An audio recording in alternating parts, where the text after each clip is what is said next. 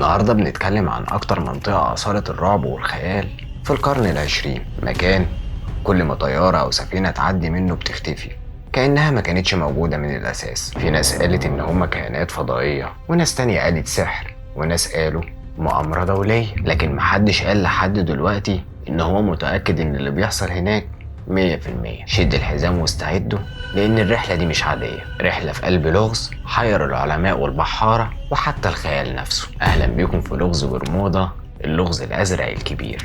كل شيء بدأ بالصمت، ثم بدأت الحقائق تختفي.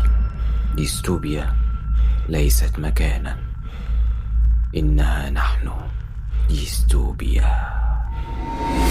فين مثلث برمودا وليه سموه كده؟ زي ما قلنا ان مثلث برمودا مش مكان ليه حدود رسمية على الخريطة، لكن العلماء والبحارة بيحددوه ما بين 3 نقاط رئيسية: ميامي فلوريدا، برمودا الجزيرة البريطانية الجميلة، وبورتوريكو. لما توصل بين ال3 نقط دول بخطوط مستقيمة هتلاقيه شكل مثلث تقريبا، ومن هنا جه الاسم الشهير مثلث برمودا. المساحة دي تقريبا 500 ألف ميل مربع، يعني أكبر من مساحة الهند تقريبا، وبيمر فيها الآلاف من السفن والطيارات كل سنة. ومع كده فيها سمعة إن هي منطقة الموت أو مقبرة الأطلسي، لدرجة إن زمان بعض شركات الشحن كانت بترفض إن هي تعدي منها خالص. ومن أهم الحوادث اللي حصلت في مثلث برمودا وهي الرحلة 19 اللي حصلت سنة 45. 5 طيارات حربية أمريكية خرجوا للتدريب من مدينة فلوريدا، وده علشان يعملوا تدريب روتيني. كل حاجة كانت تمام لحد ما القائد قال في اللاسلكي البوصلات خرجت عن السيطرة، مش شايفين الأرض ومش عارفين إحنا فين. وبعدها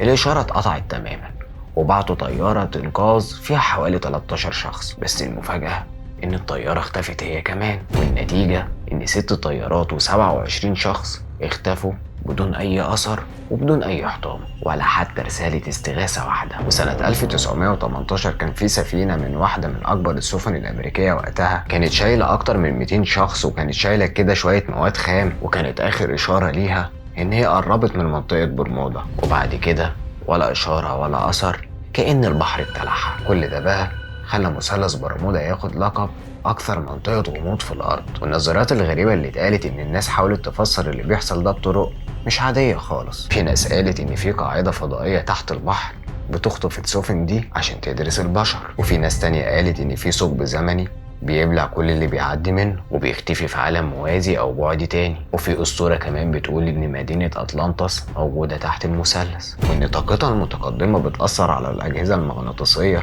وبتخلي السفن تضيع. وفي السبعينات زاد الهوس ده بعد ما الكاتب تشارلز نشر كتابه سنة 1974 اللي خلى الناس تصدق فعلا إن المنطقة دي لعنة بحرية. طب هنا نقف لحظة، هو العلم بيقول إيه؟ تعالى بقى للعلم اللي بيحاول يفسر كل حاجة بالعقل والمنطق. العلماء فعلا اكتشفوا ان المنطقة دي فعلا خطيرة طبيعية جدا، بس مش خارقة للطبيعة. يعني زي مثلا تقلبات الطقس المفاجئة، وده لان المثلث موجود بين طيارين بحريين قويين جدا، طيار خليج المكسيك وطيار شمال الاطلسي، وده بيخلي الجو يتغير في لحظات. وتاني حاجة بقى اضطرابات المجال المغناطيسي، وده لان المثلث بيقع على واحدة من النقط القليلة على الكوكب اللي فيها المجال المغناطيسي مش ثابت، وده بيأثر على البوصلات وبيخليها تشير للشمال الحقيقي بدل الشمال المغناطيسي، وده كفيل ان هو يضيع اي طيارة او قبطان مش منتبه. تالت حاجة بقى وهي غاز الميثان، وده لان تحليل قاع البحر اظهر وجود حقول ضخمة من هيدرات الميثان، وان لما الغاز ده بيطلع فجأة بيقلل كثافة المية والسفن بتغرق وكأن الأرض فتحت وبلعتها. ولو طلع الغاز ده للجو ممكن يوقف محركات الطيارة فوق. رابع حاجة بقى وهي الموجات العملاقة، إن تم رصد أمواج بارتفاع أكثر من 30 متر، والأمواج دي بقى بتظهر فجأة في المثلث، وإن موجة واحدة كفيلة إنها تدمر سفينة كاملة لوحدها. خامس حاجة بقى وهي العامل البشري، المنطقة دي بقى من أكتر المناطق الملاحية ازدحاما في العالم، فبالتالي أي خطأ صغير أو عطل أو حتى عاصفة فرص وقوع أي حادث هناك أعلى من أي مكان تاني. بس لما بيحصل بيتفسر على أساس إن هو لغز ومش حادثة طبيعية. وفي عام 2013 ظهرت دراسة من الهيئة الوطنية الأمريكية للمحيطات والغلاف الجوي، قالت إن عدد الحوادث في المثلث مش أكتر من أي منطقة بحرية تانية بنفس الحجم. يعني ببساطة اللغز ده إعلامي أكتر ما يكون واقعي، وفي صورة كمان بالأقمار الصناعية أظهرت وجود دوامات بحرية ضخمة، وبتفسر ليه بقى إن بعض السفن بتختفي بدون حطام قريب. وفي السنوات الأخيرة بعثات اكتشفت إن بعض الحالات القديمة اتضحت إنها حصلت بعيد عن حدود المثلث أساسا،